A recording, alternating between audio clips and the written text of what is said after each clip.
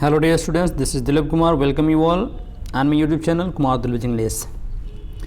Dear students, जैसा कि आप जानते हैं आज आपका आंसर की पेपर कोड S2001 का है। जो लोग आज पेपर दिए हैं अर्थात 3 जनवरी को पेपर दिए हैं, आज वो लोग अपने पेपर की मैचिंग करा लेंगे आंसर कीज के। इसके पहले एक गया था, उसको भी आपने मैच कराया होगा। वो आपका था 31 दिसंबर का, आज ही 3 जनवरी का। आइए पूरा विस्तार से एक एक चीज़ को एनालिसिस करेंगे। कापी और पेन साथ में ले लेंगे, टिक भी लगाते रहेंगे। जो इंपॉर्टेंट चीज़ समझ में आएगा आप उसको नोट भी करते चलेंगे। क्वेश्चन है, all questions are compulsory. Directions, question number 1 to 5। Select the appropriate word to fill in the given sentences. This ring is made, चुनना है इसमें से जो उचित है उसको चुन के वहाँ पर फिल करना है। This ring is made of gold. This ring is made of gold. Option number C is correct.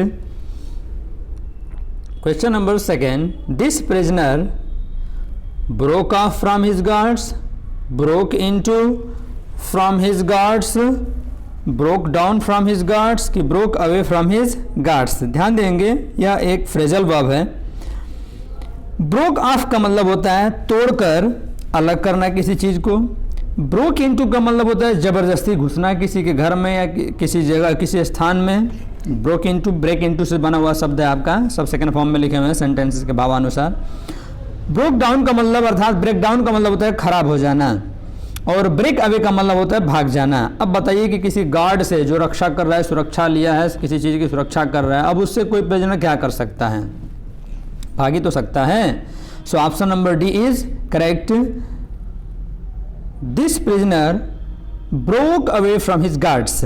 Question number 3। Dot dot dot student in the class is capable of passing the examination. दिए हुए शब्द आपके adjectives हैं, और ये adjective में numeral adjective के रूप में है, इंडेफिनिट न्यूमेरल एडजेक्टिव के रूप में है। अब आपको ध्यान देकर भरना है। All student, every student, many students और सम स्टूडेंट।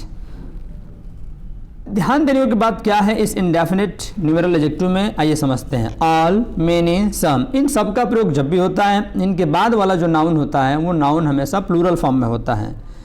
मैनी अगर अकेले है तब की स्थिति में, मैनी के बाद अगर ए आती है तब की स्थिति में आपका आने वाला नाउन सिंगुलर होता है, लेकिन यहाँ मैनी ऑप्शन दिया है। एवरी हमेशा सिंगुलर सब्जेक्ट लेके आता है यहाँ पर। तो every student in the class is capable of passing the examination. So option number B is correct. Question number 4। He dot dot dot most of his money to charity. उसने अपने अधिकांश धन को दान दे दिया है। चैरिटी को, मनी को क्या किया? चैरिटी कर दिया। कैसे कर दिया भाई?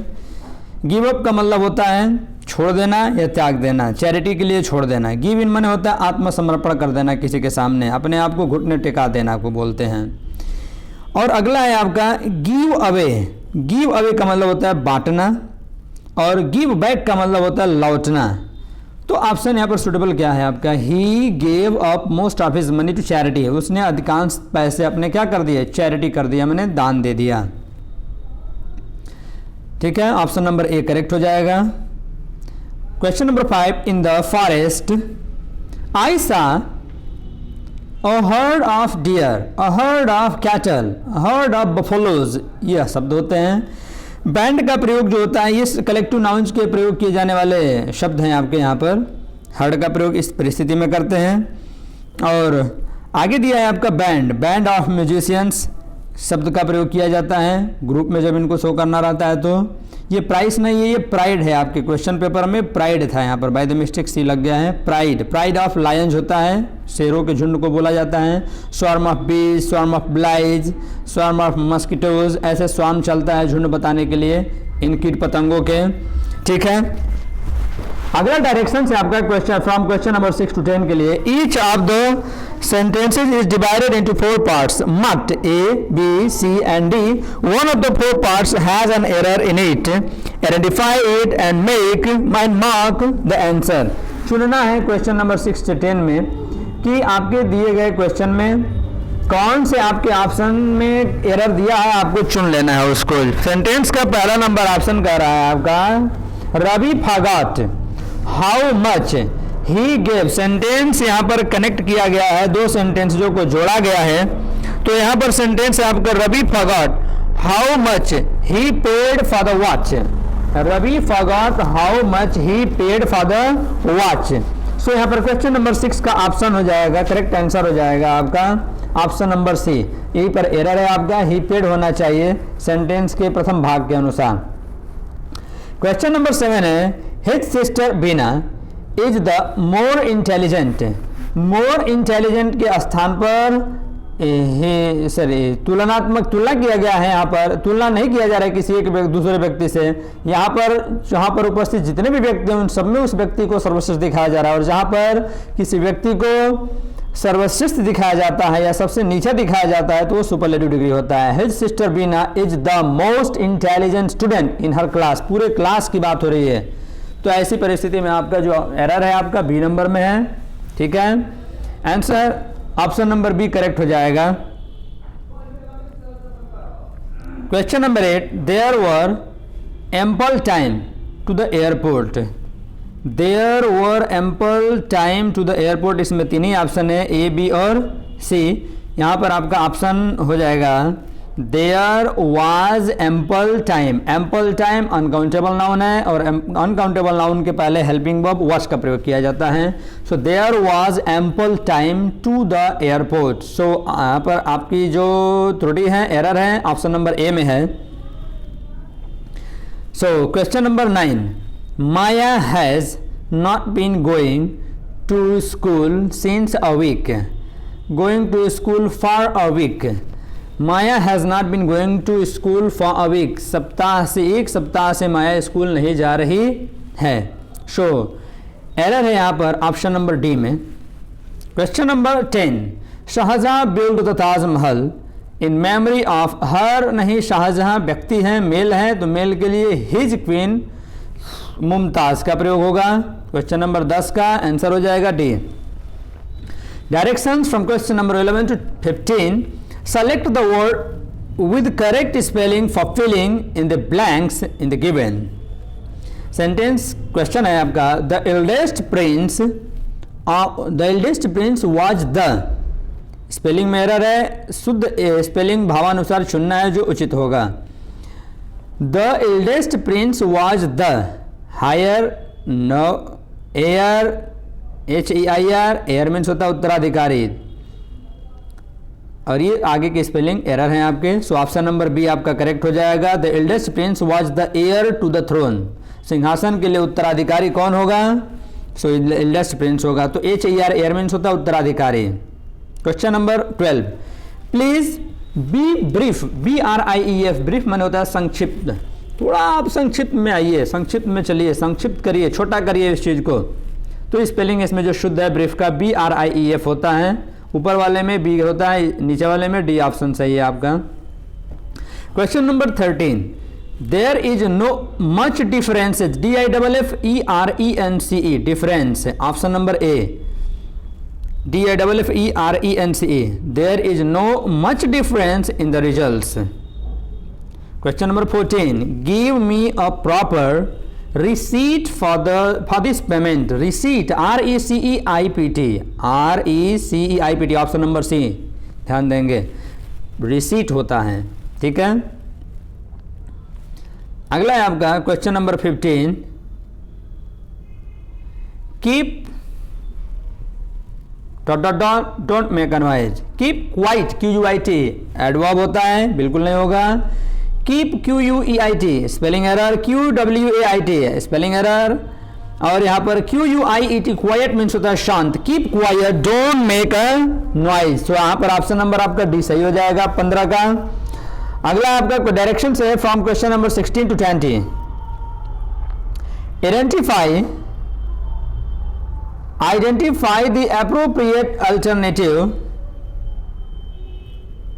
है ना। हाँ, identify the appropriate alternative from the given. दिए हुए में से जो अप्रोप्रिएट अल्टरनेटिव छांट बताने के लिए दिया है उसमें से आप छांट के लिखेंगे। We have been waiting for the train for 2 hours। For option number D correct हो जाएगा।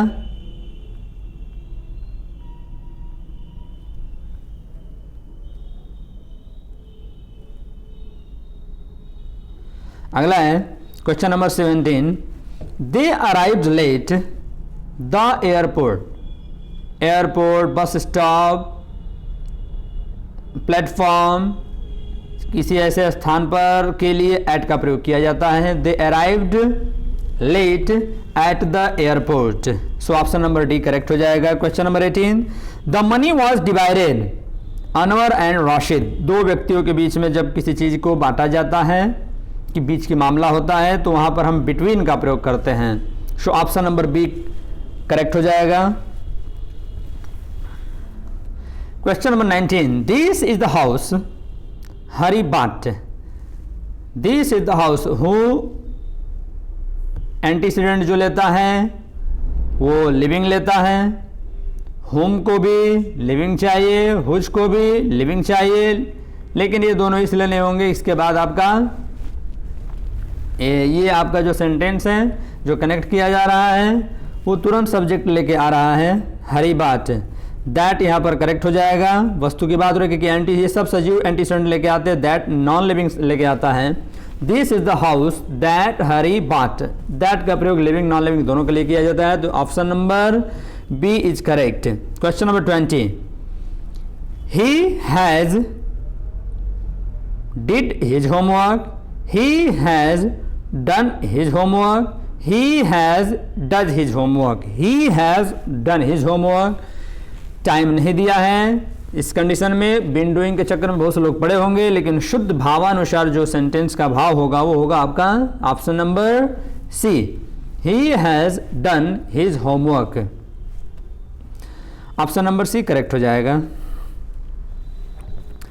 Direction from question number 21 to 30। Translate all the Hindi sentences into English. English में सेंटेंस को ट्रांसलेट करना है। क्या आप कभी इंजीनियर बन सकते हैं? सेंटेंस है आपका can you ever become an engineer. Can you ever become an engineer. Question number 22। आप अंग्रेजी बोलने का अभ्यास क्यों नहीं करते हैं? सेंटेंस है why do you not try to practice of spoken English. Excuse me, why do you not try to practice of spoken English? Question number 23. आज कितनी कलमें बिकी हैं? सेंटेंस पैसिव वॉइस में है। How many pens have been sold today? Sentence आपका present perfect tense में है, इसमें सब्जेक्ट नहीं है, बेचने वाला व्यक्ति नहीं दिया है, जो चीज बेचा जाता है वो दिया है। How many pens have been sold today? Question number 24। क्या बाहर वर्षा हो रही है? Is it raining outside. Question है मौसम के बारे में, इट से बताया जाता है। Question number 25। बच्चों से प्रेम करना ईश्वर से प्रेम करना है। इन्फिनेटिव से सेंटेंस बनाया गया है। सेंटेंस है to love children is to love the God. The लगा सकते हैं यहाँ पर। So 25, to love children is to love the God। 26, Bharat के अगले पीएम का जन्म कब होगा? When will the next PM of India be born? Sentence या पैसिव वॉइस में ध्यान देंगे। When will the next PM of India be born? Passive voice of future indefinite tense है, स्पष्ट है, आप देख सकते हैं सेंटेंस में। Question number 27। चंद्रमा सूर्य से छोटा है। The sun is smaller than the sun। ठीक है, कंपैरेटिव डिग्री में सेंटेंस है, 2 सब्जेक्टों के बीच में तुलना किया जा रहा है। The moon is smaller than the sun। 28। मेरी बहनों की परीक्षा शुरू होने वाली है। My sister's examination is about to begin। या the examination of my sisters, हो मेरी बहनों की, माई सिस्टर्स, ध्यान देंगे जरा, यहाँ पर मैं करेक्ट कर रहा हूँ।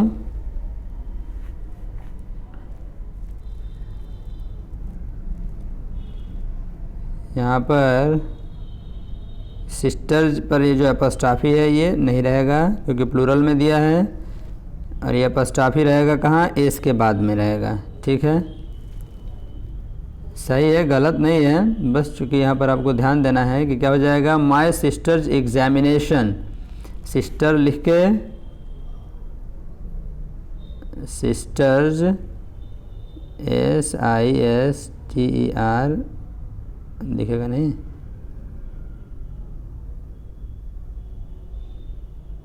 सिस्टर्स ऐसे रहेगा। माई sisters examination is about to begin.